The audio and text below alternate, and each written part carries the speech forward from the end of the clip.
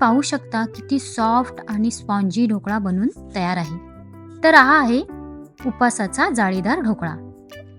नमस्कार, tasty delight bye मधुराणीमध्ये सगळ्यांचं स्वागत. श्रावण महिना म्हटला म्हणजे उपासाचे दिवस सुरू होतात. उपासाचे तेच पदार्थ खाऊन कंटाळा येतो, म्हणजेच साबुदाणा खिचडी, साबुदाणे वडे. म्हणूनच आज आपण एक वेगळा पदार्थ पाहणार आहोत, तो म्हणजे उपासाचा ढोकळा. तर चला पटकन रेसिपीला सुरुवात करूया.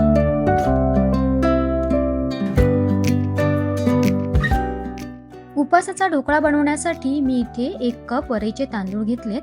त्यालाच भगरही म्हणतात आणि सामा राईस असंही म्हणतात. आणि 1/3 कप साबुदाणे घेतलेत. आता ही दोन्ही इन्ग्रेडियंट्स मिक्सरला वाटून घेऊया. आधी मी वरईचे तांदूळ ग्राइंड करून घेते. हे आपल्याला भरडसर वाटून घ्यायचे आहेत. एकदम फाईन पावडर करू नका. हे बघा, हे असं भरडसर वाटून घेतलंय. ते बाउलमध्ये काढून घेऊया. त्यानंतर पुन्हा मिक्सरच्या भांड्यात हे 1/3 कप घेतलेले साबुदाणे सुद्धा भरडसर वाटून घ्यायचे. साबुदाणे पण भरडसर वाटून घेतलेत. हे वाटलेले साबुदाणे भरडसर वाटून घेतलेल्या वरईच्या तांदळामध्ये मिक्स करून घेऊया. हे सगळं मिक्स करून झाल्यावर त्याच्यातच दही घालूया.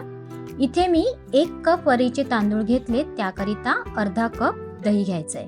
हे सगळं व्यवस्थित मिक्स करून घ्यायचं. हे सगळं मिक्स करून झाल्यावर इथे मी आलं आणि मिरची मिक्सरला ग्राइंड करून घेतलीये. त्याच्यातील 2 चमचेचा ठेचा यात वापरणार आहोत. चवीपुरतं मीठ घालूया आणि आता यात थोडं थोडं पाणी घालून सगळं मिक्स करून घ्यायचं. एकदम सगळं पाणी घालू नका. हे बघा, अशी कन्सिस्टन्सी हवी आहे. याकरिता मला बरोबर 1 कप पाणी लागलंय. आता हे बनवलेलं बॅटर 15 ते 20 मिनिटं झाकून ठेवूया.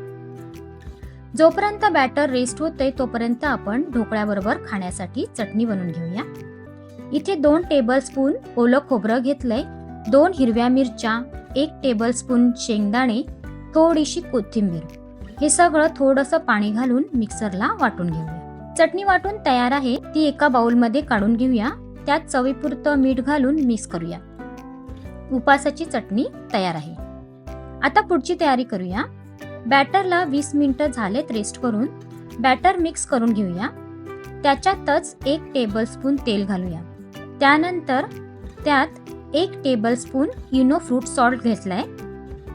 ते बॅटरमध्ये घालून त्याच्यावर थोडंसं पाणी घालून ऍक्टिव्ह करून घेऊया आणि बॅटर मिक्स करून घ्यायचं.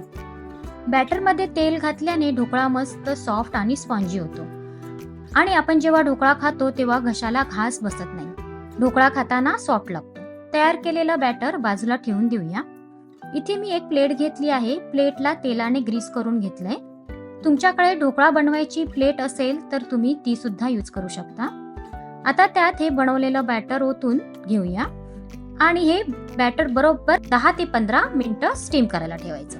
एका पॅन मध्ये मी ऑलरेडी पाणी उकळायला ठेवलं होतं. अशा प्रकारे पाणी उकळलेलं पाहिजे.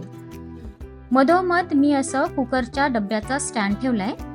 त्यावर ही ढोकळा बॅटरची प्लेट ठेवून हे बॅटर बरोबर 10 ते 15 मिनिटं स्टीम करायला ठेवायचं. 15 मिनिटं झालेत बॅटरला स्टीम करून.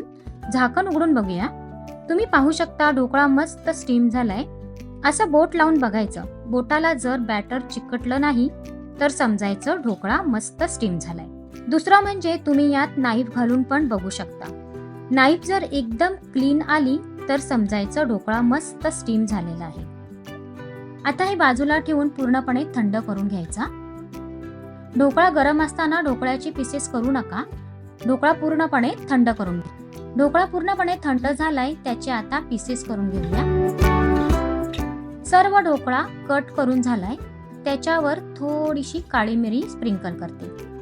तुम्ही ही काळी मिरी जेव्हा आपण ढोकळा स्टीम करायला ठेवतो त्यावेळेसही स्प्रिंकल करू शकता.